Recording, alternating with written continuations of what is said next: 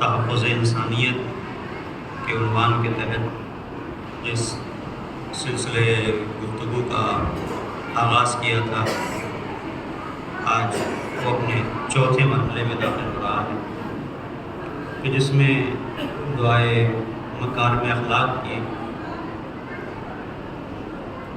کیفیت میں اور دعائے مکارم اخلاق سے ماخوذ ایک فقرہ کہ جسے رب کی بارگاہ میں بعنوان دعا امام نے پیش کیا، پروردگار مجھے اتنی عمر دے کہ جتنی زندگی تیری اطاعت میں گزرے، اور جب یہ زندگی شیطان کی چراگاہ بن جائے اب مجھے زندگی نہیں چاہیے، اس لیے کہ مجھے وہ زندگی چاہیے جو تیری رضا کے ساتھ ہو، تیرا غضب مجھے نہیں چاہیے۔ آپ دیکھیں کہ قرآن اور ناطق قرآن دونوں کا انداز کیا ہے۔ ہم قرآن پڑھتے ہیں، ہم قرآن میں سے بھی دعا کرتے ہیں پروردگار غیر المغضوب علیہم ولا الضالین۔ نماز میں تو ہم دعا کرتے ہیں پروردگار ہمیں سیدھے راستے کی طرف ہدایت کر، ان لوگوں کا راستہ کہ جن پر تو نے اپنی نعمتوں کو نازل کیا ہے، ان کا راستہ نہیں کہ جن پر تم نے اپنے غضب کو نازل کیا ہے۔ لیکن کتنی جگہ ایسی ہے کہ چلتے اسی راستے پر، اپنے آپ اسی راستے پر چل رہے ہیں۔ دعا یہ ہے کہ پروردگار ہماری ہدایت کر، دعا یہ ہے کہ ہدایت کر، سچوں کے راستے پر چلیں، اس راستے پر مت چلا کہ جن لوگوں کے اوپر تم نے اپنا غضب نازل کیا ہے۔ جھوٹوں کے راستے پر، خیانت کاروں کے راستے پر، ظالموں کے راستے پر، جنایت کاروں کے راستے پر نہیں چلنا چاہتے، ہم یہ کہتے ہیں۔ لیکن عملی طور پر انسان کی زندگی میں اگر آپ دیکھیں، نہ جانے کتنی جگہ جھوٹ ہے، فریب ہے، ظلم ہے، یہ ساری چیزیں ہیں۔ امام علیہ السلام پروردگار سے جو دعا کر رہے ہیں، یہ صرف دعا نہیں ہے، دعائے سجاد بعد کا مرحلہ ہے، کردار سجاد اس سے پہلے ہے۔ میں جو دعا کر رہا ہوں تو میری زندگی کی ہر سانس مالک کی اطاعت میں گزر رہی ہے، مالک کی بندگی میں گزر رہی ہے۔ الہی امرنی ما کان امری بزدن بطاعتک واذا کان مرتعا للشیطان فقدنی الیک۔ پروردگار جب تک میری زندگی تیری اطاعت میں گزرے مجھے زندگی دینا، جب یہ زندگی شیطان کی چراگاہ بن جائے مجھے اٹھا لینا۔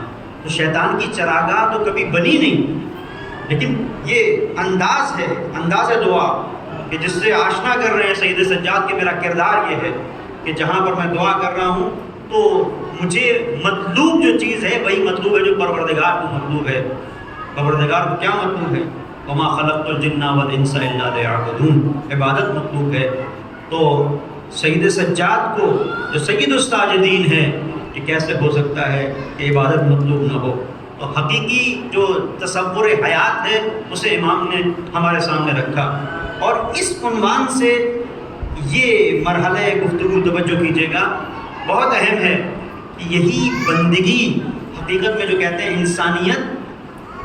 انسانیت کیا ہے، اس کے اوپر مسلسل میں آپ کے سامنے روشنی ڈال رہا ہوں مختصر سے انداز میں۔ انسانیت کسے کہتے ہیں؟ الگ الگ تعریفیں آپ کریں انسانیت کی، لیکن حقیقت میں اگر آپ جا کے دیکھیں گے تو جہاں بندگی ہے وہی انسانیت ہے۔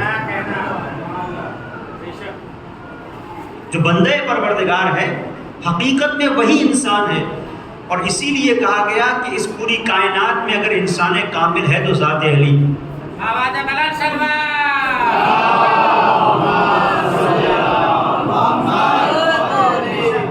کیوں انسان کامل؟ تمام معصومین کے لیے ہے کہ انسان کامل، لیکن مطلق طور پر ایک مکمل انسان جسے انسان ہونا چاہیے، جس کے سامنے فرشتے سر جھکائیں، جس کے سامنے فرشتے دیکھ کر کہیں کہ یہ کہاں چلا گیا، وہ ذات ہے، ذات علی ابن ابی طالب علیہ السلام۔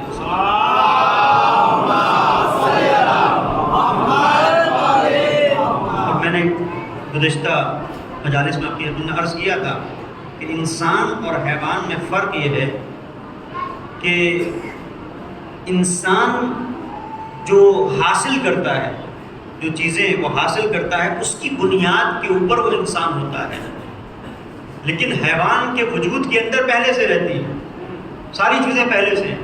ممکن ہے کہ کسی کی ایک خاص انداز میں تربیت کر دی جائے، مثال کے طور پر آپ دیکھتے ہیں کہ مداری ریچھ پکڑ کے لے کے آتے ہیں اور بچوں کو، پہلے ایسا ہوتا تھا گاؤں میں دیہات میں اکٹھا کرتے تھے اور ریچھ سے کہتے تھے کہ بھائی تم آٹا بھونو اور یہ کرو اور وہ کرو، اور وہ ایسا کرتا تھا۔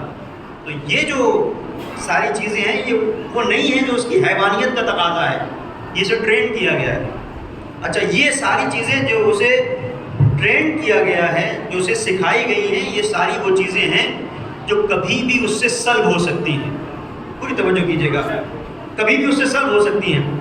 یہ کمال انسان کا ہے کہ اگر اس کی تربیت کر دی جائے تو اس مقام پر پہنچ جائے کہ ہر ایک انسان کی خصوصیت اور اس کی فطرت کے اندر یہ بات ہے، فطرت کے اندر یہ بات ہے کہ ذرا سی اگر تکلیف ہو تو وہ تڑپتا ہے۔ پوری توجہ کیجیے گا، ایک منزل تک لے کے جانا ہو، ذرا سی تکلیف وہ تڑپتا ہے اور اس کا ہاتھ اس جگہ پر جاتا ہے کہ جہاں پر درد ہے۔ سوتے سوتے سوتے سوتے آپ دیکھیں کہ مچھر کاٹ لے، آپ کا ہاتھ جائے گا، خود بخود جائے گا کہ نہیں؟ سوتے سوتے اگر مچھر کاٹ لے تو ہاتھ جائے گا، یہ انسان کی فطرت ہے۔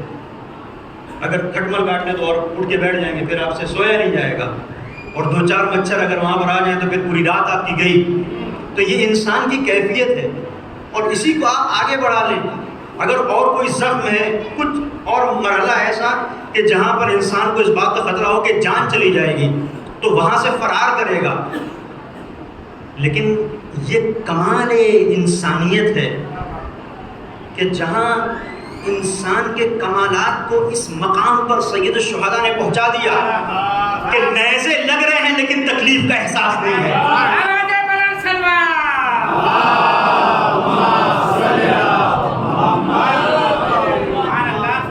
کیا مطلب اس کا؟ یہ بدن پتھر کا ہو گیا؟ نہیں، تکلیف کا احساس ہے، لیکن جس کی خاطر لگ رہے ہیں اس کی محبت یہ کہتی ہے کہ اس سے زیادہ بھی لگ جائیں، اگر 12 70 بار بھی ہمیں زندہ کیا جائے، پھر مارا جائے، پھر زندہ کیا جائے، تب بھی حسین آپ کی حمایت سے ہم دریغ نہیں کریں گے۔ یہ منزل کمال انسانیت یہ آپ کو کہاں ملے گا؟ یہ تحفظ انسانیت جو سید سجاد علیہ السلام نے کیا، اس میں بنیادی طور پر جو میں نے آپ کی خدمت میں پہلا مرحلہ رکھا ہے، کربلا کو ہم تک پہنچایا، اور کربلا کے اندر تحفظ انسانیت ہے۔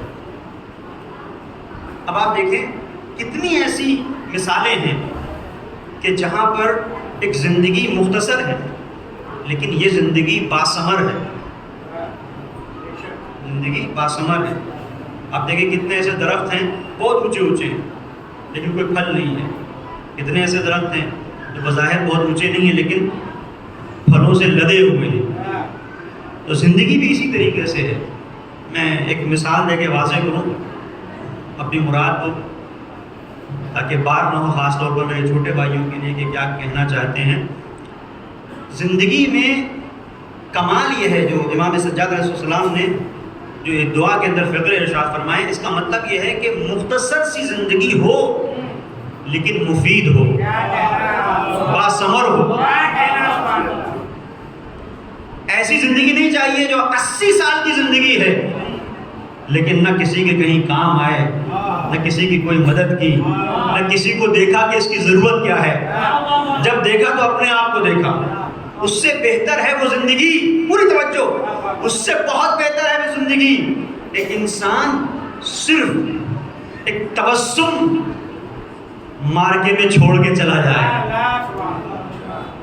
ایک تبسم یعنی 6 مہینے کی وہ زندگی نہ جانے کتنی زندگیوں پر بھاری ہے جو 80-90 سال کی زندگی میں سمجھ نہ سکے حق کہاں پر ہے، باطل کہاں پر ہے، ظالم کے ساتھ کس طرح سے برتاؤ کرنا چاہیے۔ یہ علی اصغر نے بتایا کہ 6 مہینے کا ہوں لیکن تیر ستم کو مسکرا کے دیکھ رہا ہوں اور بتا رہا ہوں کہ میرا بابا حق پر ہے۔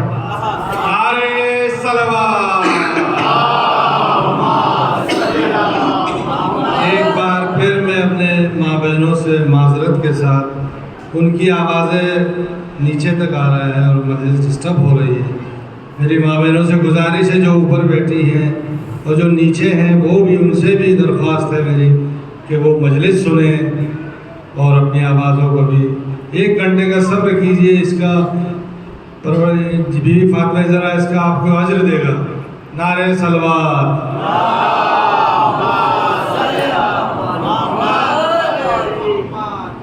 اب اس کی میں مثال آپ کو اور واضح کر دوں کہ ایک شخصیت ہے، انہوں نے لکھا کہ میں کسی شہر میں گیا، ایک علاقے میں تبلیغ کی غرض سے، تو ان لوگوں نے مجھ سے کہا کہ حضور آپ یہاں پر تبلیغ کی غرض سے آئے ہیں۔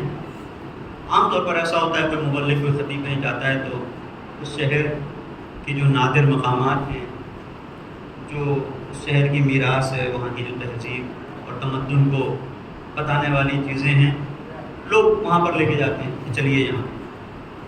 وہ گئے، ان سے کہا گیا کہ حضور آپ کو ایک بہت زبردست جگہ ہم لے کے چلیں گے، کل آپ آمادہ رہیے گا۔ ٹھیک ہے یار، نہیں صبح ہوئی، انتظار کر رہے تھے لوگ لینے کے لیے، آگے چلے ایک جگہ پہنچے۔ کہاں پہنچے؟ قبرستان۔ قبرستان تو ہر جگہ ہے بھائی، یہ آپ کے یہاں کون سا کا نہیں ہے، آپ ابھی دیکھیں گے پتہ چلے گا۔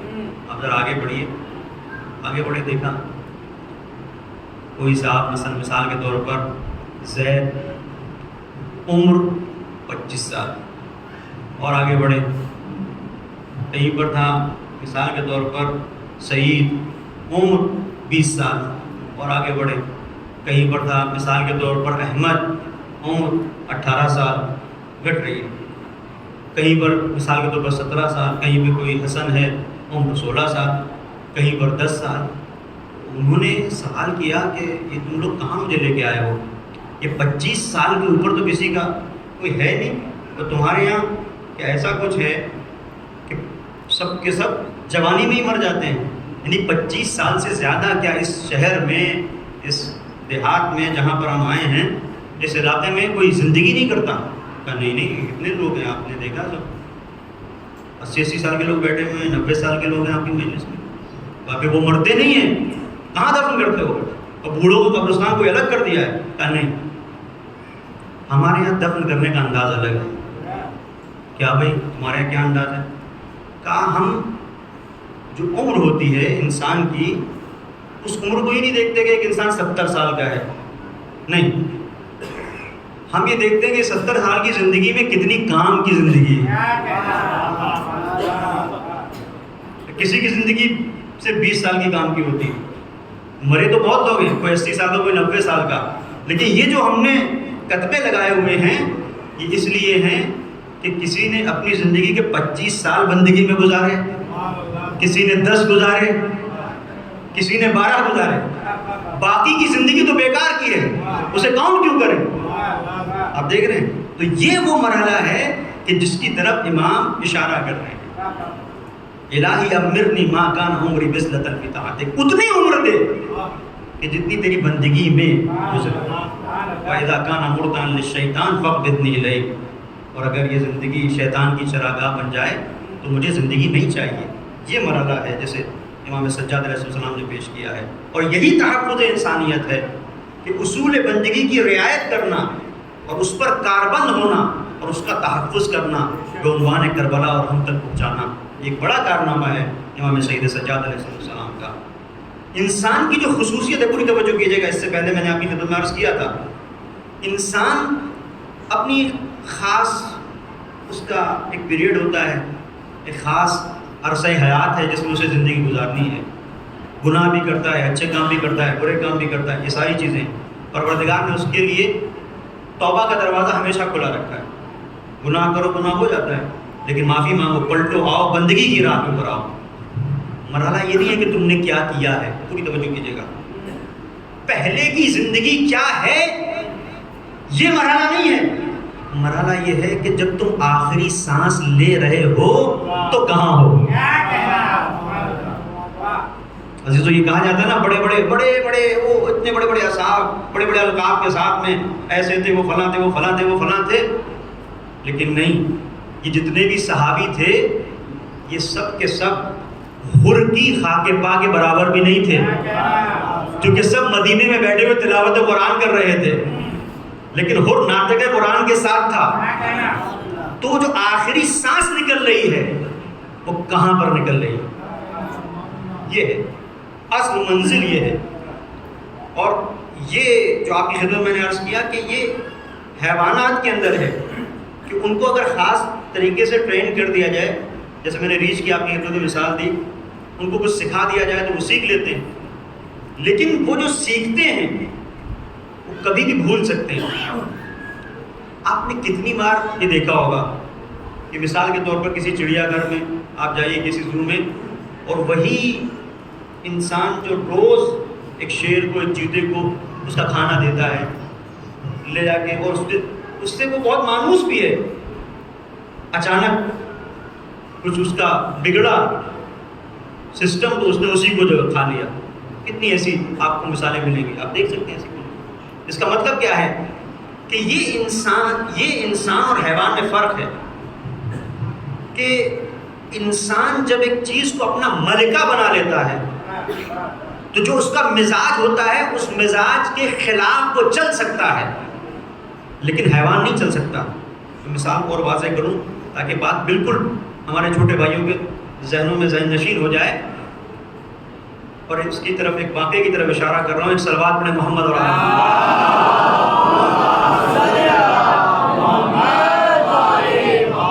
کہتے ہیں شاہ عباس نے جب اپنے حدود سلطنت کو بڑھایا اور ایک منزل کو آئی کہ دور دور تک اس کی حکومت قائم ہوئی ایران میں، ایک شخصیت ہے جن کا نام آپ نے سنا، شیخ بہائی۔ شیخ بہائی کے ساتھ گفتگو ہوتی تھی، شیخ بہائی اس کے پاس پہنچے، گفتگو ہو رہی تھی کہ جو انسان ہے اس کی خصوصیت اور جانور کی خصوصیت۔ تو بات یہ تھی کہ یہ بتائیے کہ وراثت بہت اہم ہے، یہ تربیت، پوری توجہ کیجیے گا، دیکھیں دونوں الگ الگ مفہوم ہیں، اور یہ میرا چونکہ موضوع نہیں ہے لہٰذا واقعہ سنا کے آگے بڑھو، نتیجے تک پہنچنا ہے ورنہ تاخیر ہوگی۔ آپ خود اس پہ غور کیجیے گا، خود اس کا تجزیہ کیجیے گا، وراثت اہم ہے یا تربیت؟ تو بادشاہ یہ کہہ رہا تھا کہ تربیت بہت اہم، یہ کہہ رہے تھے کہ نہیں تربیت اہم ہے، لیکن وہاں پر کہ جہاں پر جس کی تربیت کی جا رہی ہے اس کے اندر ظرفیت پائی جاتی ہے، تربیت وہاں پر اہم ہے، ظرفیت پائی جاتی ہے۔ ورنہ نوح جیسا مربی ہے، بیٹے نالائق، تربیت تو کی، بیٹے نالائق، لیکن ایک منزل وہ ہے، ایک شخصیت ہے جسے آپ تاریخ میں دیکھیں، محمد ابن ابی بکر، تربیت علی کے دامن میں ہوئی، ہم سلام کرتے ہیں چونکہ پھر شخصیت کردار، تو مرحلہ یہ ہے کہ ظرفیت پائی جانی چاہیے۔ تو یہ گفتگو ہو رہی ہے، میں مثال صرف اس لیے دے رہا ہوں کہ بات واضح ہو جائے۔ کہا کہ نہیں، بادشاہ کی نظر یہ تھی کہ تربیت بہت اہم ہے اور ہر چیز پر غالب ہے۔ یہ کہہ رہے تھے کہ نہیں ایسا نہیں ہے، کبھی ہوتا ہے ایسا، کبھی نہیں ہوتا ہے، وراثت بہت اہم ہے، جو انسان کے وجود کے اندر جو مادہ ہے جو خصوصیت بہت اہم ہے۔ بادشاہ نے کہا ایسا ہے، تم کل آؤ، ہم تمہیں بتاتے ہیں کہ تربیت کتنی ہے۔ کھانے کا انتظام کیا، ایک بڑا سا ہال تھا، قندیلیں جو جل رہی تھیں ان کو سب کو کہا خاموش کرو، سب کو جو روشن قندیلیں تھیں خاموش ہو گئی۔ دسترخوان بچھایا، دسترخوان لگا، شیخ بھائی جگہ بیٹھیے، بیٹھے۔ اب اس نے ایک تالی بجائی بادشاہ نے، دسترخوان جب لگ گیا، کھانا وانا لگ گیا، تو دیکھا کہ 4 بلیاں دسترخوان کے 4 کونوں میں شمع لیے ہوئے، بلیاں آ رہی ہیں شمع لیے ہوئے، یہ دیکھ رہے تھے، شیخ بھائی یہ کیا ہے؟ وہ آ کے کھڑی ہو گئی۔ بادشاہ نے کہا بسم اللہ، کھانا تناول کیجیے۔ بادشاہ کو دکھانا یہ تھا کہ میں یہ قندیلیں روشن کر سکتا تھا، حکم دے سکتا تھا دیوار پر اور بڑی قندیل لگا دی جائے، یہاں پر روشنی ہو، دسترخوان پہ ساری چیزیں تمہیں دکھیں، لیکن میں تمہیں بتانا یہ چاہتا ہوں کہ تربیت میں اتنا اثر ہے کہ اگر ایک جانور جو بلی جیسا جانور ہے اس کو ہم ٹرین کر دیں تو وہ کام کرے گا جو ایک خادم کرتا ہے، وہ کام کرے گا۔ اب شیخ بھائی حیرت سے دیکھ رہے تھے، یہ 4 بلیاں خاموشی کے ساتھ کھڑی ہوئی۔ اب جب کھانا ان کا ختم ہوا، اس نے پھر تالی بجائی، وہ بلیاں اپنی چلی گئیں۔ اب کہا کہ اب بتاؤ، شاہ عباس نے کہا بادشاہ ہے نا، بادشاہ جو ہے بڑے نچڑے ہوتے ہیں، کہ بتائیے آپ کیا کہہ رہے تھے؟ ایک عالم کا مذاق اڑا رہا ہے، اتنا ہی آپ نے حاصل کیا، یہ دیکھیں میرا تجربہ کیا کہہ رہا ہے۔ انہوں نے کہا حضور ایک گزارش ہے، دیکھیں بلیوں کو تو آپ نے ٹرین کر لیا اور تربیت ایسی کر لی کہ اپنے ہاتھ میں شمع لے کے آپ کے دسترخوان پہ بیٹھ جائیں، تو ایسا تو نہیں ہے کہ آج بیٹھیں اور کل نہ بیٹھیں، لیکن کل بھی بیٹھیں گے، ایک دعوت اور کر دیجیے کل۔ بادشاہ نے کہا کل کی ضرورت نہیں ہے، ہو گیا؟ کہ نہیں، کل بلیاں بھول تھوڑی نہیں جائیں گی، کل بھی تو آپ کی بات تو اور پکی ہو جائے گی۔ اب یہ دیکھیں یہ انداز ہوتا ہے بادشاہوں کے مزاج سے، کس طریقے سے انسان واقف ہوتا ہے کہ آپ کی بات اور پکی ہو جائے گی۔ ہاں ٹھیک ہے، کل جو ہے پھر آگے پھر دعوت کا اہتمام ہو گیا۔ اب شیخ بھائی رات بھر سوچ رہے ہیں کہ تربیت تو کر دی اس نے، بات تو اس کی صحیح ہو رہی ہے، اب کیا کروں؟ سمجھ میں آیا کچھ، موزوں کے اندر کچھ بھرا، لے کے چلے، پہنچے دسترخوان پر، بلیاں جو ہے شمع لے کے اس نے دسترخوان بچا دیا، چاروں کونوں میں بلیاں شمع لے کے کھڑی ہوئی ہیں، کھانا ہو رہا ہے۔ انہوں نے ایک مرتبہ 4 موزے تھے، چاروں میں سے جو تھا وہ نکالا تو دیکھا کہ چوہا، تو جیسے ہی انہوں نے چوہے کو دیکھا بلیوں نے ساری شمع پھینکی اور چوہے کے پیچھے۔ اب انہوں نے بادشاہ کو دیکھا، بتاؤ تمہاری تربیت کہاں گئی؟ کیا ہوئی تمہاری تربیت؟ کل تربیت تو کی تھی، تم چوہا لے آئے۔ اب یہی تو میں کہہ رہا تھا کہ سارا کام تربیت کا نہیں ہوتا، کچھ چیزوں کا تعلق ظرفیت سے ہوتا ہے، ان کے وجود کے اندر اتنی ہی کیپیسٹی ہے، یہ جب چوہا دیکھیں گی تو بھاگے گی۔ عزیزوں بس یہی مرحلہ فرق ہے انسان میں اور جانور میں، کہ جانور کے سامنے جب جو چیز اس کے مزاج کی آئے گی بھاگے گا، لیکن یہ انسان کا مزاج ہے، اگر اس کی تربیت کر دی جائے تو وہ ساری دنیا سے منہ موڑ لے گا۔ اب ہمیں کیسے پتا چلے کہ ہم حقیقت میں انسان ہیں کہ ہمارے وجود کے اندر ایک بلی پرورش پا رہی ہے؟ کیسے پتا چلے؟ کہا کچھ نہیں، ایسے تو ہر ایک کہے گا ہم بہت دیندار ہیں، بہت مذہبی ہیں، بہت نیک انسان ہیں، اللہ کے بندے ہیں، پتا کیسے چلے؟ کہا دنیا کا کوئی چوہا لا کے چھوڑ دو۔ اب دنیا کا ایک چوہا لا کے منصب کا چھوڑا، وہ منصب کے پیچھے بھاگ رہے، ساری چیزیں بھول گئے، شہرت کا شہرت کے پیچھے، نام و نمود کا نام و نمود کے پیچھے، مال کا تو مال کے پیچھے، اب دین اسلام مذہب سب گیا۔ اس کا مطلب یہ ہے کہ ابھی تمہارے وجود کے اندر انسانیت آئی ہی نہیں تھی۔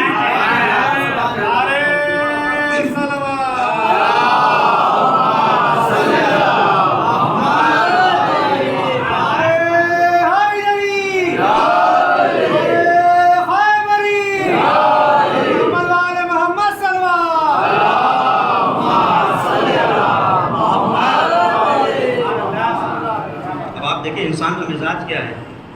وہ چاہتا ہے سکون، وہ چاہتا ہے راحت۔ اور اگر آپ دیکھیں ہر اس دنیا میں روزمرہ کی جب ہم بات کرتے ہیں تو کیا چاہتے ہیں؟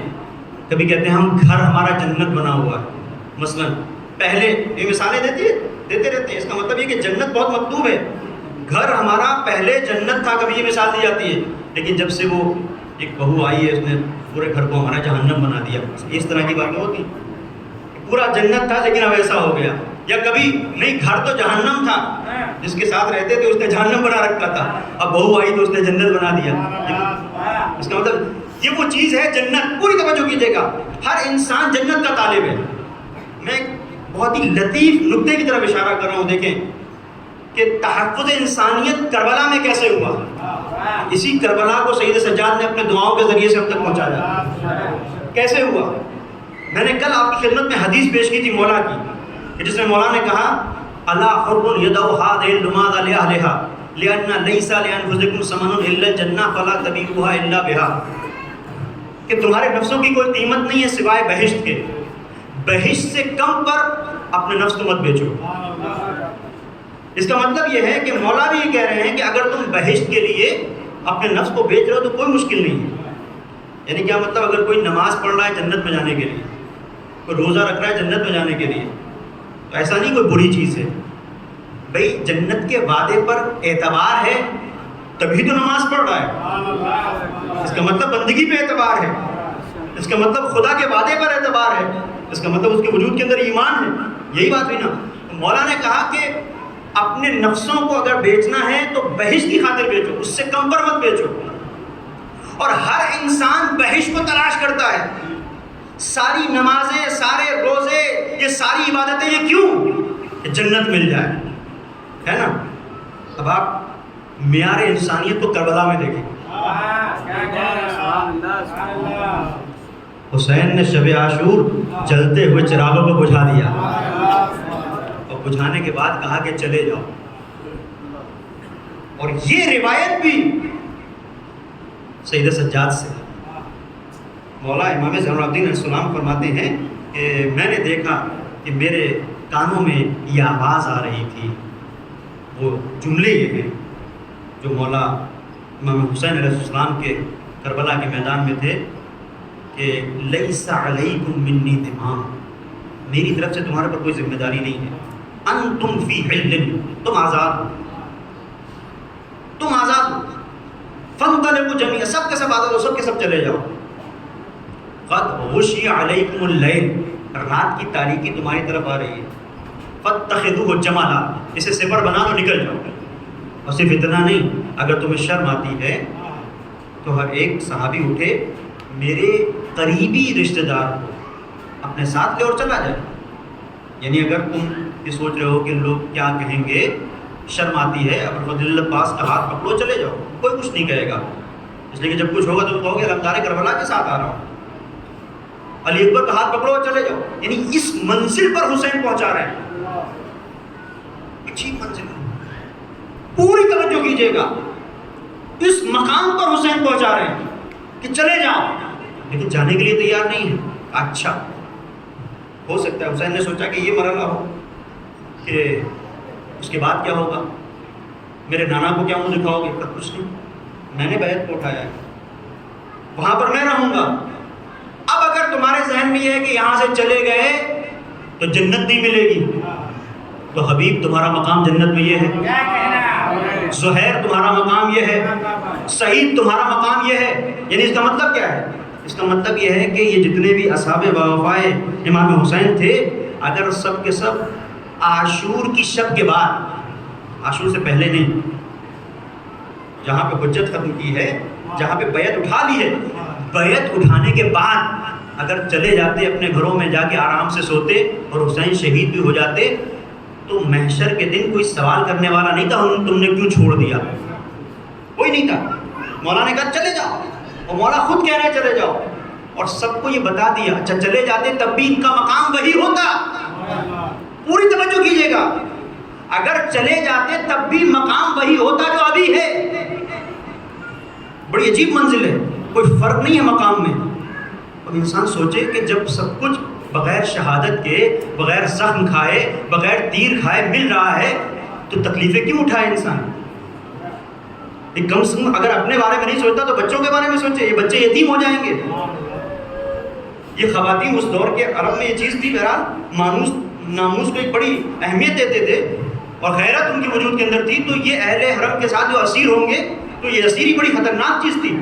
لیکن سب کچھ برداشت ہے، جنت مل رہی ہے. اس کے باوجود یہ کمال انسانیت ہے جسے کربلا پیش کر رہی ہے کہ مولا، یہ تو مولائے کائنات نے فرمایا کہ اپنے نفسوں کو تم جنت کی خاطر بیچ سکتے ہو.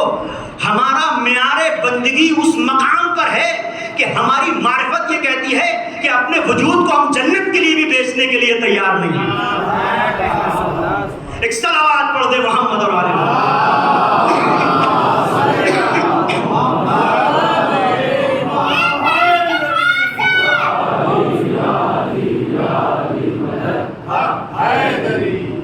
یہ مقام آپ دیکھیں کس منزل پر ہے، اور یہ کہاں سے ہوا.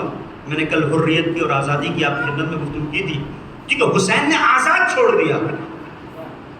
ورنہ آپ دنیا میں دیکھیں کہ کتنی ایسی جگہیں ہیں کہ جہاں پر ہم بڑی بڑی فتوحات کا تذکرہ کرتے ہیں. پوری توجہ کیجیے گا، کتنی بڑی بڑی ہم فتوحات کا تذکرہ کرتے ہیں، بڑے بڑے بہادر لوگوں کا تذکرہ کرتے ہیں. کہ انہوں نے کتنی بڑی جنگ لڑی، یہ کر دیا، وہ کر دیا، کیا کر دیا، یہ فتح کر دیا. اور ان میں ایک نام آتا ہے طارق بن زیاد کا.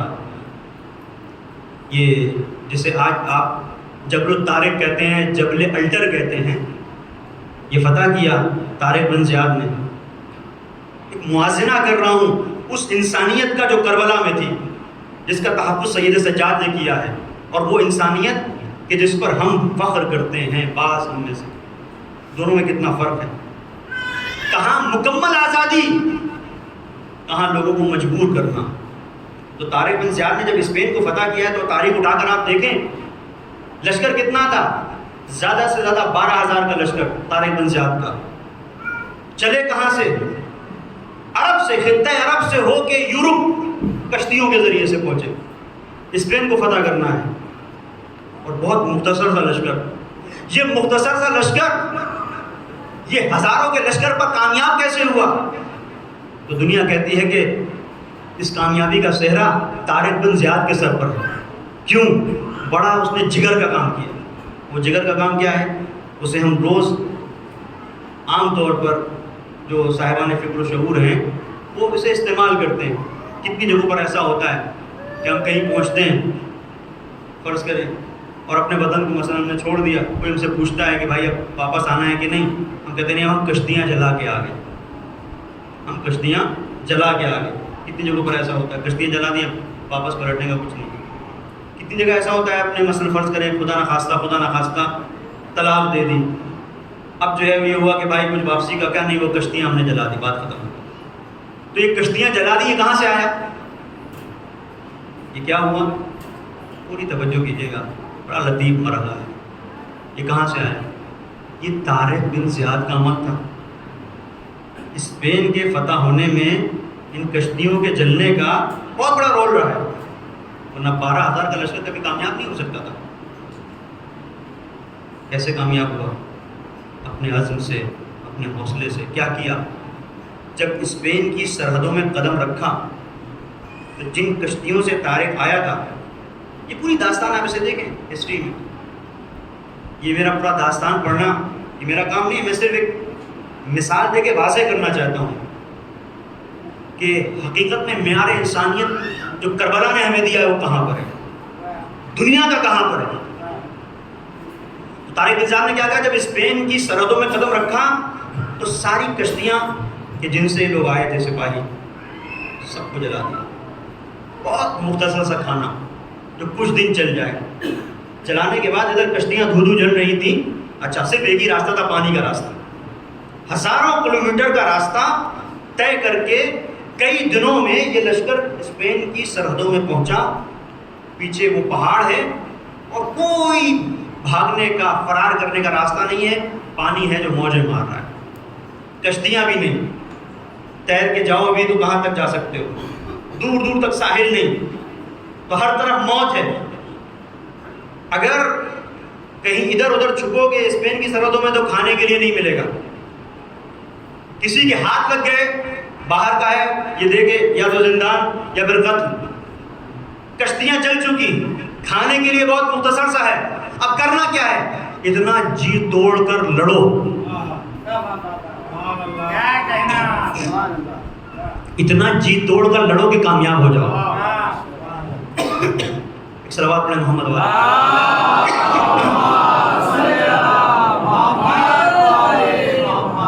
اتنا جی توڑ کر لڑو کہ کامیاب ہو جاؤ.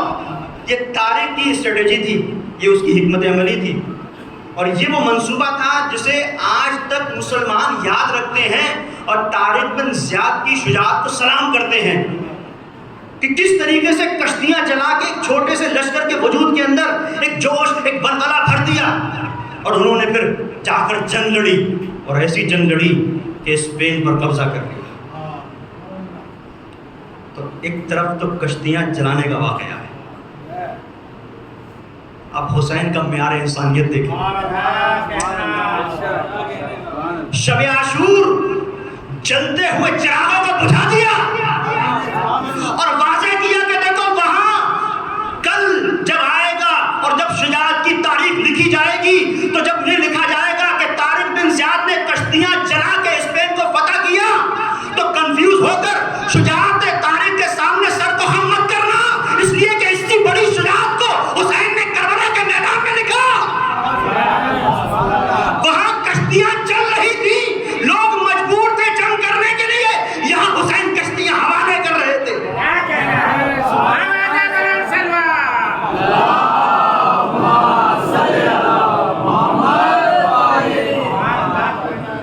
وہاں کشتیاں چلا کے اسپین کو فتح کیا، یہاں کشتیاں دے کے کربلا کو فتح کیا. اور عزیزوں دونوں کے فرق کو دیکھیں. آج میں پوچھوں گا اے مسلمانوں بتاؤ اسپین میں آج پرچم کس کا ہے، حکومت کس کی ہے، اسلام کا نام ہے کہ نہیں؟ تو سب کہیں گے کبھی تھا اب نہیں، پرچم کبھی لہراتا تھا اب نہیں. لیکن آؤ جس کربلا کو حسین نے دلوں کے ذریعے سے فتح دیا، پوچھو پرچم کس کا ہے؟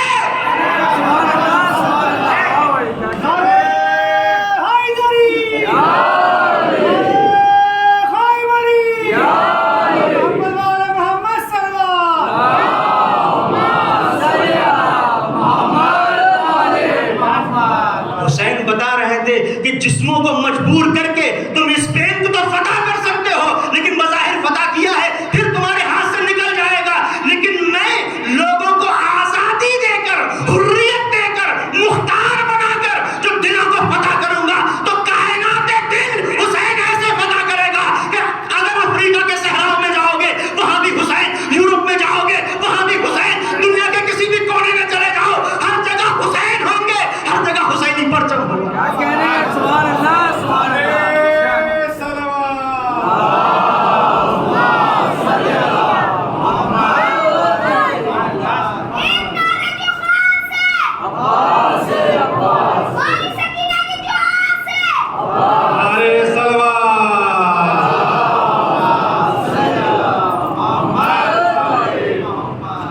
یہ پرچم جسے پرچم کربلا کہتے ہیں، جسے عباس غازی نے اٹھایا، سوچے یہ پرچم بلند ہے، جبکہ جس نے بلند کیا تھا اس کے ہاتھ کٹ گئے. یہ ہاتھ کٹ جانے کے بعد بھی پرچم بلند ہے. اس کا مطلب یہ ہے کہ یہ جو بلند ہے یہ شرف انسانیت کی بنیاد کے اوپر بلند ہے، یہ بندگی کی بنیاد کے اوپر بلند ہے، جسے پروردگار نے بلند کیا. یہ مرحلہ ہے، اور جب اسے آپ سمجھیں گے تو اندازہ ہوگا کہ کربلا کہاں پر. یہ حقیقت میں جو سیرت پیغمبر ہے اس سیرت پیغمبر کی ترجمانی کی ہے. سیرت پیغمبر کیا ہے اسے آپ دیکھیں پوری. اگر آپ تاریخ کا ایک جائزہ لیں، کیونکہ دامن وقت میں گنجائش نہیں بچی، کبھی اور اگر وقت ہوا کسی اور مرحلے پر تو آپ کے سامنے رکھوں گا کس طریقے سے یورپ سے لے کر، ایران سے لے کر، روم سے لے کر ہر طرف جہالت تھی.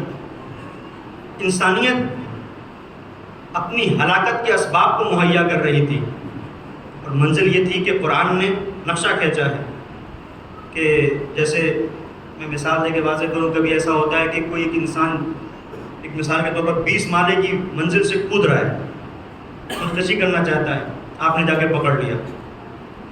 قرآن اس دور کے لیے پوری انسانیت کو اس طرح سے پیش کرتا ہے.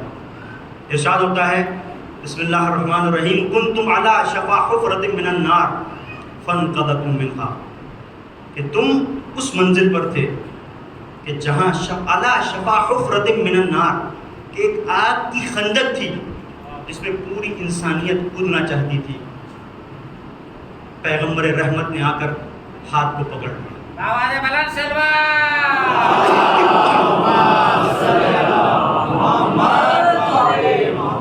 پیغمبر رحمت نے آ کر ہاتھ کو پکڑ لیا، بچایا ہے پوری انسانیت کو. جب پوری انسانیت کو پیغمبر نے بچایا اور پیغمبر کے تعلیمات کو کس طریقے سے پامال کیا جا رہا تھا اس دور میں کہ جو سن 60 ہجری کا زمانہ تھا، تو کون اٹھے گا؟ حسین اٹھیں گے. اب عزیزو ایک مرحلہ ہے، بس اس پہ پوری توجہ کیجیے گا. ایک شبہ بھی ایجاد کیا جاتا ہے کہ ٹھیک ہے اگر کربلا انسانیت کا تحفظ ہے ہم تب مانیں گے جب اس انسانیت کے تحفظ میں اصحاب کرام بھی شامل ہوں. تو دکھتے نہیں، زیادہ تر ہیں، کچھ ہیں جو نظر آتے ہیں، لیکن زیادہ تر کہاں ہیں؟ سب مدینے میں یا مکے میں ہیں یا بعض بصرے میں ہیں.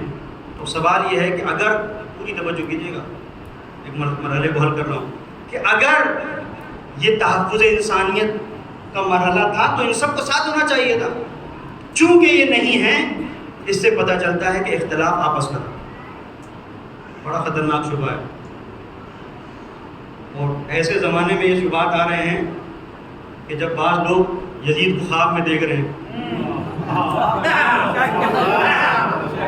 اچھا عجیب بات ہے کہ کہا جاتا ہے کہ ایک عرفان میں ایک بحث ہے، اگر انسان کو یہ دیکھنا ہے کہ اس کی حقیقت کیا ہے تو وہ دیکھے کہ اسے خواب کیسے آتے ہیں. جیسے خواب ہے وہی حقیقت ہے. اچھا آپ بات کر رہے ہیں جنت کی کہ یزید کو انہوں نے جنت میں دیکھا. جہاں پر بھی یزید پہنچ گیا وہ تو خود بخود جہنم بن گیا. جہاں پہنچ گیا وہ خود بخود جہنم ہے. اب اس سے بری جگہ اور کون سی ہوگی؟ بہرحال جس نے جس کو دیکھا اسی کے ساتھ مشہور ہو. مرحلہ یہ نہیں ہے. مرحلہ یہاں پر ہے کہ یہ جو بڑے بڑے لوگ تھے یہ کیوں نہیں آئے؟ اب یہ ایک احساس ذمہ داری یہاں پر جا کر بات دکھتی ہے کہ کس نے کتنا احساس ذمہ داری کیا. میں نے کہیں مثال دی تھی، اسی مثال کو آپ کی خدمت میں پیش کر رہا ہوں. فرض کریں کہ آپ کسی بھوپال شہر میں ایک بہترین اسکول کہ جس میں جو بھی پڑھا اس نے اعلیٰ مدارس کو، بلندیوں کو طے کیا. بہترین اچھے کالج میں ان کا داخلہ ہوا، پھر آگے بہترین جاب ان کو ملی. جو اس اسکول میں پڑھا IAS IPS جو پڑھا وہ کسی نہ کسی منزل پر پہنچا. ایک ایسا اسکول جہاں بہترین تعلیم ہو رہی. ایک زمانے میں ہوا یہ کہ جو اسکول کا کھولنے والا تھا، جو بانی تھا، وہ اس دنیا سے گزر گیا. اور جب وہ گزر گیا تو دوسرے لوگ آئے، نااہل لوگ آئے. اب جو نااہل آئے تو انہوں نے کیا کیا؟ فساد. پہلے جو ٹیچرز تھے پڑھانے والے وہ کوالیفائڈ تھے، پڑھے لکھے تھے. اب رشتہ داری کی بنیاد کے اوپر، اقربا پروری کی بنیاد کے اوپر، پیسے کی بنیاد کے اوپر کسی کو بھی انگوٹھا چاپ کو بنا دیا، استاد بنا دیا گیا. کسی بھی عنوان سے کسی کو کہیں کسی فیکلٹی کا بنا دیا گیا، بھائی تم یہ سنبھال لو، تم یہ سنبھال لو، جبکہ اس کا نہ کوئی تخصص تھا نہ مہارت. نتیجہ کیا ہوا؟ اسکول کا گراف نیچے آنے لگا. ٹھیک ہے، یہ ایک مرحلہ ہوا. اب جب یہ نیچے آنے لگا تو وہ لوگ کہ جن کے وارث نے، جو اس دنیا سے گزر گیا، جس نے اسکول کھولا تو ان کو اچھا نہیں لگا. انہوں نے کہا بھائی ایسے تو نہیں چلے گا، اسکول اس کا نظام ہم چلائیں گے. اور کسی بھی طریقے سے انہوں نے ووٹنگ کر کے، بات چیت کر کے، گفتگو کے ذریعے سے لوگوں کو سمجھا کے بجھا کے، پیرنٹس سے بات کر کے کچھ ایسا کر لیا کہ نظام اپنے ہاتھ میں لے لیا.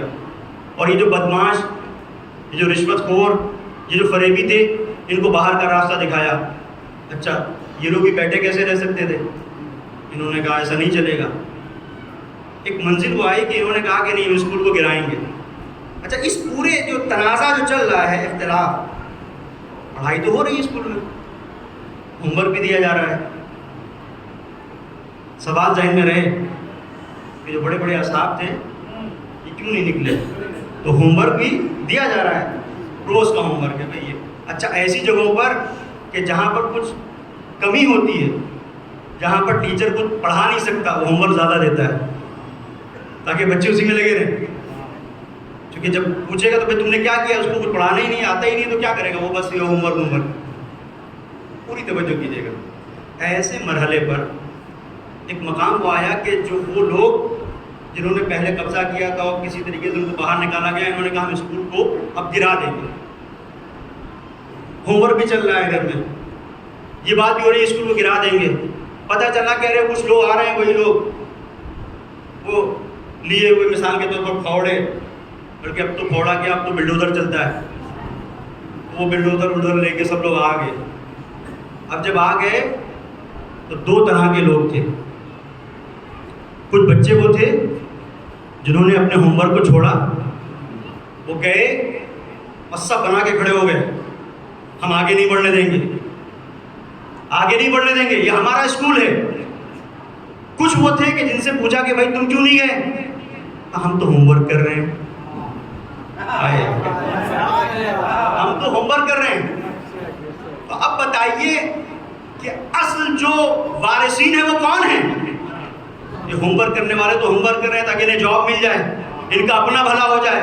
وہ بیچارہ جو آگے گیا ہے اسے پتا ہے کچھ کیا ہو سکتا ہے، کچھ نہیں معلوم، بلڈوزر چڑھ سکتا ہے، اس کو مارا جا سکتا ہے، کچھ بھی ہو سکتا ہے، لیکن وہ اپنی جان پر کھیل کر اسکول کو بچا رہا ہے. تو زیادہ فکر مند کون ہے؟ جو اسکول کو بچا رہا ہے یا جو گھر میں بیٹھ کے جو پیرنٹس ہوم ورک کرا رہے ہیں؟ تو آپ کہیں گے نہیں، وہ لوگ جو اپنے بچوں کو لے کر وہاں پر کھڑے ہیں فرنٹ پہ، اس لیے کہ مرحلہ ہوم ورک کا تو بعد میں وہ تو ہوتا رہے گا، اسکول بچے تو ہوم ورک ہوگا. اب عزیزوں مرحلہ یہی تھا سن 60 ہجری میں جب حسین نے مدینے کو چھوڑا تو منزل یہ تھی کہ یہ جتنے بھی بڑے بڑے تھے جو کربلا میں نظر نہیں آتے، یہ نماز کا ہوم ورک کر رہے تھے، روزے کا ہوم ورک کر رہے تھے، زکات کا ہوم ورک کر رہے تھے، طواف کا ہوم ورک کر رہے تھے. حسین آواز دے رہے تھے ہوم ورک کا فائدہ تو تب ہوگا جب رسول کا اسکول بچے گا. حسین نکلے مدرسے رسول کو بچانے کے لیے.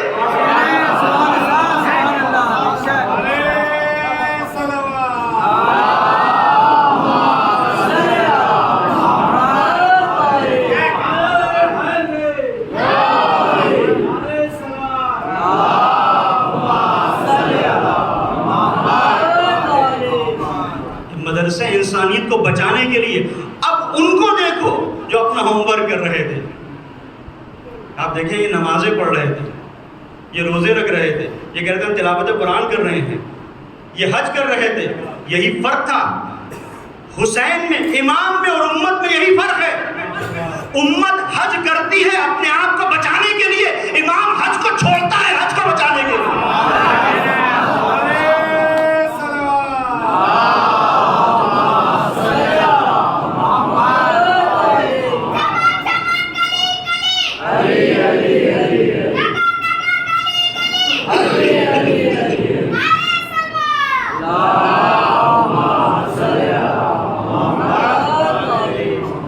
یہ وہ منزل ہے کہ جہاں پر ہم کربلا کی تعلیمات کو دیکھتے ہیں کہ یہ مدرسہ رہے گا تو ہوم ورک ہوگا. اس کی کیا حیثیت ہے جو آپ کر رہے ہیں؟ اب امام حسین علیہ السلام نے وہاں تک پہنچایا. جو معیار شرف امام حسین نے ہمارے سامنے رکھا، جو معیار فضیلت رکھا، جو انسانی اقدار امام حسین علیہ السلام نے پیش کیے، انہی کی ترجمانی دعاؤں کے ذریعے سے سید سجاد نے کی. یہ معمولی ذخیرہ نہیں ہے، یہ بہت بڑا ذخیرہ ہے جسے سید سجاد نے ہمارے حوالے پیش کیا ہے. اس کی ہمیں قدر کرنا چاہیے. بس عزیز میں نے آپ کی زحمت کو ختم کیا، لیکن اس رسول کے مکتب کو، اس رسول کی تعلیمات کو، اس مکتب انسانیت کو بچانے کے لیے حسین کو بہت قربانیاں دینا پڑی اور حسین نے دی. ایک شخص ہے، میں نے آپ کی خدمت میں حدیث پڑھی تھی کچھ دن پہلے کہ 4 خصوصیتیں وہ ہیں جو علامات شقا ہیں، شقاوت کی علامتیں، شقی ہونے کو بیان کرتی ہیں. جمود العین، آنکھ کا خشک ہو جانا، قسوۃ القلب، دل کا پتھر ہو جانا، اصرار علی الدم، گناہ کے اوپر اصرار، شدت الحرص فی طلب الدنیا، دنیا کی طلب میں لالچ ہونا، انسان کے وجود کے اندر حریص ہو جانا، حریص دنیا ہو جانا. ایک شخص آتا ہے امام جعفر صادق علیہ السلام کی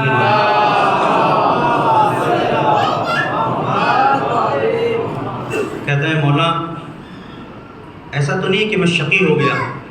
کیوں؟ توجہ کیجیے گا، ربط مسائل میں ختم کر رہا ہوں. کیوں؟ کہ اس لیے کہ ابھی میرے والدین کے انتقال ہوئے 40 دن نہیں گزرے، لیکن میرے دل میں وہ کیفیت نہیں ہے، غم ہے میرے دل میں جیسا غم وہ میرے پڑوسی کو ہے کہ اس کا بیٹا مر گیا، جوان بیٹا مر گیا. جب ہماری ان سے ملاقات ہوتی ہے تو یہ بیٹا 1 سال پہلے مرا ہے، 1 سال پہلے مرا ہے. وہ مجھے جب بھی ملاقات ہوتی ہے تو چونکہ ابھی 40 دن نہیں ہوئے تعزیت پیش کرتا ہے کہ تمہارے باپ اس دنیا سے گزر گئے، ہمیں بہت افسوس ہے. تو میں اس کا شکریہ ادا کرتا ہوں، لیکن میں جیسے ہی اس سے کہتا ہوں کہ پروردگار تمہارے بیٹے کی مغفرت فرمائے تو کریا کرنے لگتا ہے، دہاڑے مار مار کے روتا ہے. تو مولا اس سے مجھے اندازہ یہ ہوا کہ میرا دل شقی ہو گیا ہے. کہا نہیں، تمہارا دل شقی نہیں ہوا ہے، بلکہ ماں باپ کو اپنے بچوں سے بہت محبت ہوتی ہے. کہا اولادنا اکبادنا، اولاد ان کے جگر کا پارا ہوتی ہے، جگر کا ٹکڑا ہوتی ہے. اب بیان کرتے ہیں، کہتے ہیں کہ تمہیں پتہ ہے کہ ایک باپ کے لیے سب سے بڑی بات کیا ہوتی ہے؟ سب سے بڑی بات یہ ہوتی ہے کہ وہ اپنے سامنے اپنے جوان کو دیکھے پروان چڑھتا ہو. اس سے بڑی لذت کوئی نہیں ہے ایک باپ کے لیے. کہ ایک باپ کے لیے سب سے بڑی مصیبت کا دن وہ ہوتا ہے جب اس کے سامنے اس کے جوان کا کفن تیار کیا جا رہا ہو. ایسے تو یہ کربلا ہے، یہاں کفن تیار نہیں ہو رہا ہے. حسین جوان کی لاش پر بھی ہیں اور اس بچے کے لاشے کو بھی ہاتھ پر اٹھائے ہوئے ہیں کہ جس کا کوئی کفن نہیں ہے. ایسی تو ایک مرحلہ ہے، جب بھی کوئی سخت منزل آتی ہے، مشکل گھڑی، تو آپ اپنے سب سے قریبی انسان کو یاد کرتے ہیں، اپنے دوست کو یاد کرتے ہیں. سخت ترین اگر کوئی منزل ہے تو انسان اپنے سب سے قریبی باوفا انسان، باوفا دوست کو یاد کرتا ہے. جس طریقے سے ہم حسین سے محبت کرتے ہیں، حسین کو ہم سے بھی محبت ہے. حسین نے ہمیں کہاں یاد کیا؟ حسین نے کہاں یاد کیا؟ کیا حسین نے اس منزل پر یاد کیا جب 36 سالہ بھائی کے قلم شدہ بازو کو اٹھایا کٹے ہوئے؟ تو کیا آپ کو حسین نے یاد کیا؟ کیا اس وقت یاد کیا جب اپنے کڑیل جوان علی اکبر کو مقتل کے لیے بھیجا؟ یا اس وقت یاد کیا جب اپنے کڑیل جوان کے سینے سے نیزے کی انی کو نکالا؟ کب یاد کیا؟ کیا اس وقت یاد کیا جب اپنے بھتیجے قاسم کی پامال شدہ لاش خیمے میں لے کے آئے؟ ایک منزل ملتی ہے، حسین نے کہاں یاد کیا؟ کہ حسین کے ہاتھوں پر ننھے شیرخوار کا نازک سا بدن ہے اور حسین لے کے آ رہے ہیں پانی پلانے کے لیے، اور یہ وہ منزل ہے جو حسین پر اتنی سخت ہے کہ حسین نے تمہیں یاد کیا. لیتکم فی یوم عاشوراء دمی ان تنظرونی کیف استسقی لطفلی فابوا یرحمونی. اے میرے چاہنے والوں، کاش تم کربلا میں ہوتے تو دیکھتے کہ تمہارا آقا کیسے سوال آپ کر رہا تھا. کیف استسقی لطفلی، کس طریقے سے اپنے بچے کے لیے سوال آپ کر رہا تھا. فابوا یرحمونی، لیکن انہوں نے انکار کیا، بچے پر رحم نہ کیا. اس کے بعد شیعتی مہما شربتم ما اسبن فاذکرونی. اے میرے چاہنے والوں، جب کبھی ٹھنڈا پانی پینا حسین کی پیاس کو یاد کریں. او سمعتم بقتیل او غریب فانتبونی، جب کبھی سننا کسی غریب کو، کسی دور سے آنے والے غریب الوطن کو ستا ستا کے مارا گیا، فانتبونی، تو میرے اوپر گریا کر لیں. بازی تو یہ وہ کیفیت ہے کہ جناب علی اصغر کو لے کے چلے ہیں، اور کس منزل پر لے کے چلے ہیں؟ جب مقتل میں آئے ہیں، آخری منزل پر جب سب شہید ہو گئے، آواز دیے حل من ناصر ینصرنا حل من مغیث یغیثنا، تو خیمے سے رونے کی آواز سنیے. جنگ کو روکا ہے، خیمے میں آئے. بہن کوئی بچہ پیاس سے ہلاک ہو گیا؟ نہیں. پھر کیا ہوا؟ کہا آپ کی آواز میں اتنا درد تھا بھیا. علی اصغر نے اپنے آپ کو جھولے سے گرا دیا. حسین نے بچے کو لیا، چلے، ابا کا سایہ کیا. اور یہ وہ کیفیت ہے کہ میں نے کہیں اور تو نہیں پڑھا، لیکن علامہ جوادی لکھتے ہیں جب حسین ننھے سے شیرخوار کو لے کے چلے تو دیکھا جیسے خیمے کے سامنے در خیمہ پر کوئی اپنے آپ کو چھپائے ہوئے کھڑا ہے. دیکھا کون؟ میرے والی و وارث رباب ہے. رباب کیوں کھڑی ہو؟ مولا اتنی اجازت دیں کہ بچے کو لے جانے سے پہلے میں دیکھ لوں. ایک ماں، اب اس کی آپ دیکھیں ماں کی تمنا کیا ہوتی ہے. اور ماہرین نفسیات یہ کہتے ہیں کہ ایک ماں اپنے بچے سے کتنی محبت کرتی ہے اس کا اندازہ نہیں لگایا جا سکتا. خاص طور پر 3 جگہیں جہاں پر ماں کی محبت کا ایک سیلاب امڑتا ہے. تو پہلی منزل وہ ہے کہ جب ماں سے اس کا بچہ جدا ہو رہا ہو، ماں تڑپ جاتی ہے، انتظار کرتی ہے بچہ کب آئے گا. تھوڑی دیر کے لیے کوئی لے کے جائے، لیکن ماں کی گود کی گرمی بچے کو ڈھونڈتی ہے، بچہ کب آئے گا. یہ پہلی منزل ہے. دوسری منزل یہ ہے کہ ماں اس وقت تڑپ جاتی ہے جب اس کا بچہ بھوکا ہو اور کھلانے کے لیے کچھ نہ ہو. تیسری منزل کیا ہے؟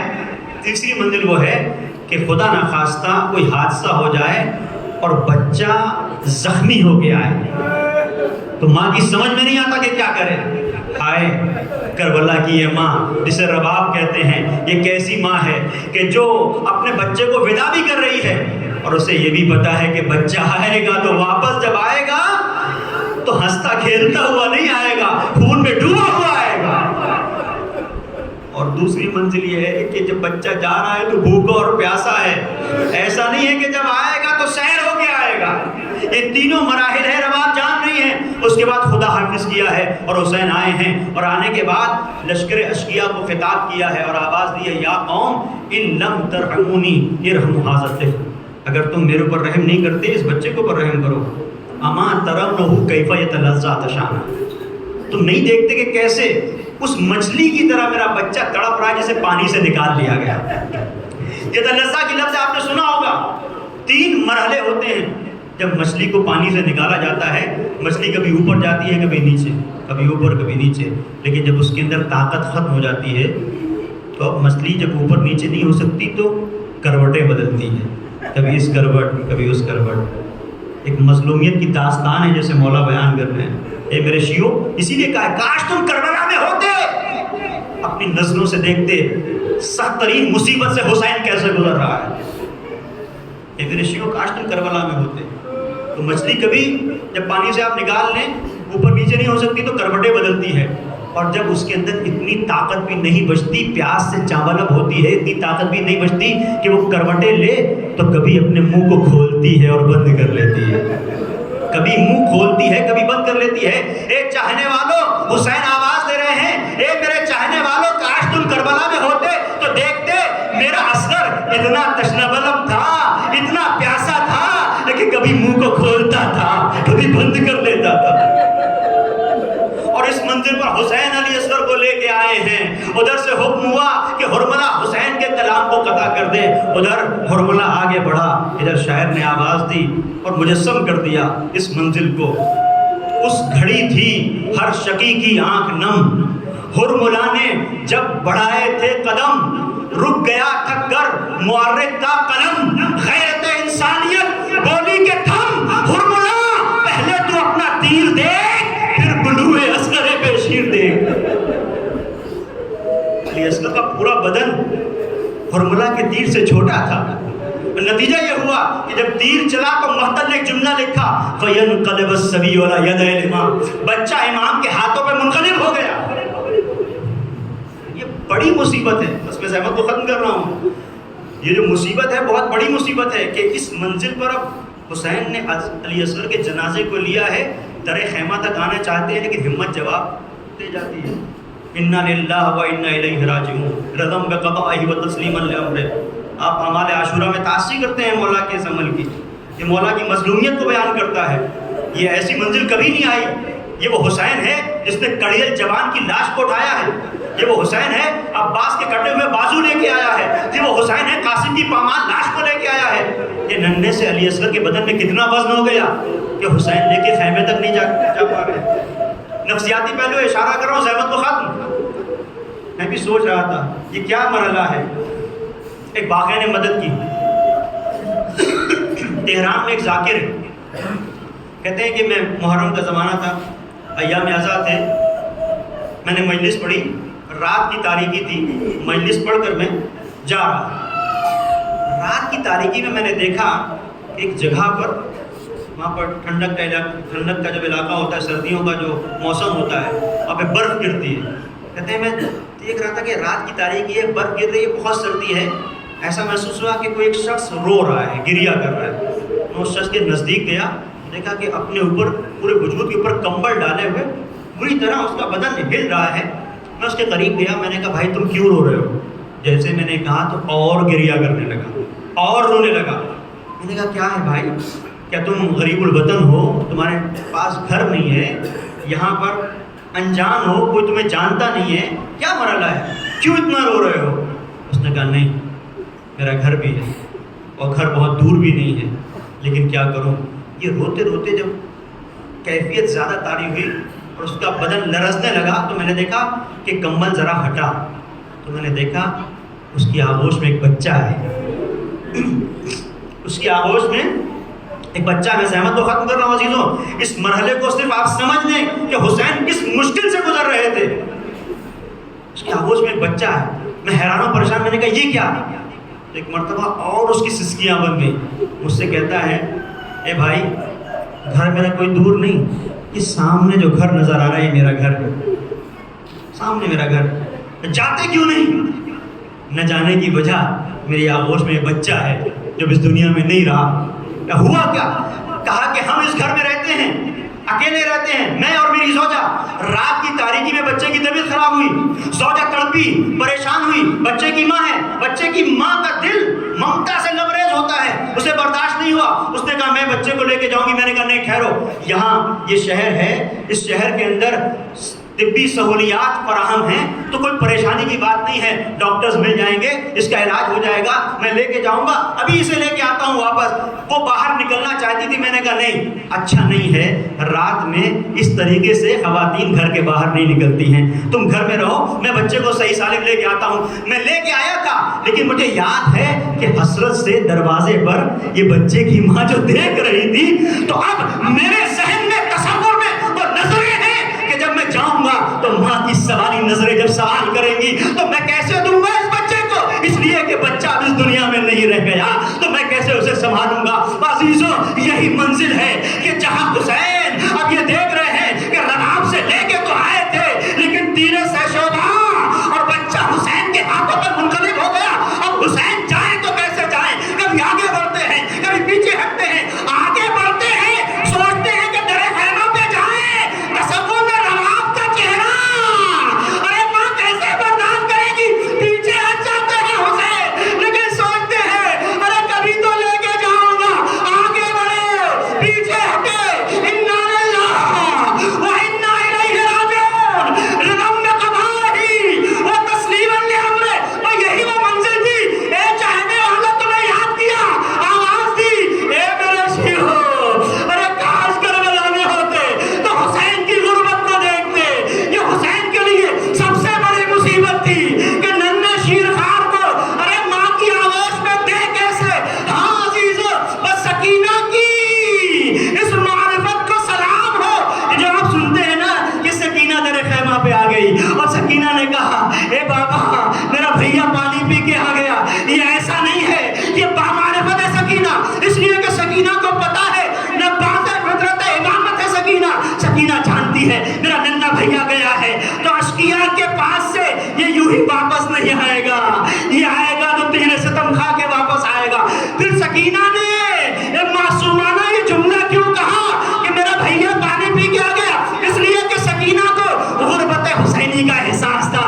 سکینہ جان رہی تھی جب بابا ننھے علی اصغر کی لاش کو لے کے آئیں گے, دروازے پہ آ کے کھڑے ہو جائیں گے, درے خیمہ پر آنے کے بعد حسین کے پاس کوئی جملہ نہ ہوگا کہنے کے لیے, اماں بابا کو دیکھ رہی ہوگی, بابا اماں کو دیکھ رہے ہوں گے, کسی کے پاس کہنے کے لیے کچھ نہ ہوگا.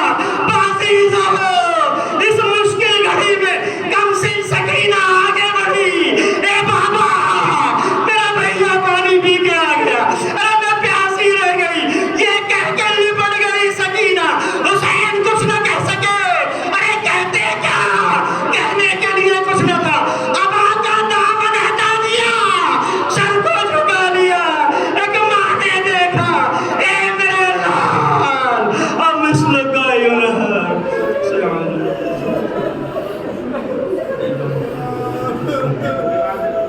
انا للہ و انا الیہ راجعون. پروردگار واسطہ محمد والے محمد کا اس مختصر سی عزا کو اپنی بارگاہ میں قبول فرما.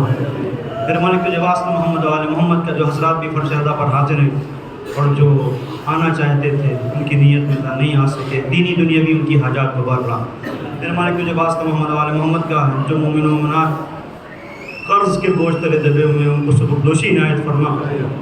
پروردگار واسطہ محمد وال محمد کا ہمیں شعور حریت، شعور بندگی، شعور حسینیت عنایت فرما۔ پھر مالک تجھے واسطہ محمد وال محمد کا جو حضرات بھی حج و زیارت کے مشتاق ہیں، توفیق حج و زیارت نصیب فرما۔ پروردگار واسطہ محمد وال محمد کا نظام اسلامی کی حفاظت فرما۔ پھر مالک تجھے واسطہ محمد وال محمد کے مراجع کرام، علماء اعظام کا سایہ ہمارے سروں پر قائم و دائم رکھ۔ امام زمانہ کے ظہور میں تعجیل فرما، ہمیں ان کے اعوان و انصار میں شمار فرما۔ ربنا تقبل منا انک انت السمیع۔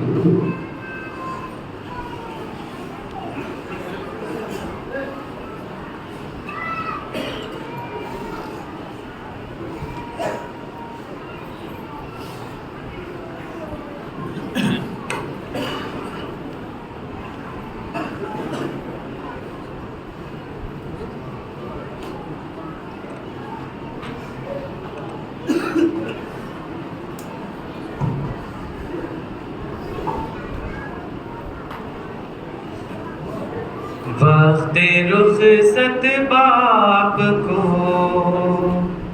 بیٹے کا مڑ کر دیکھنا، ہائے ہائے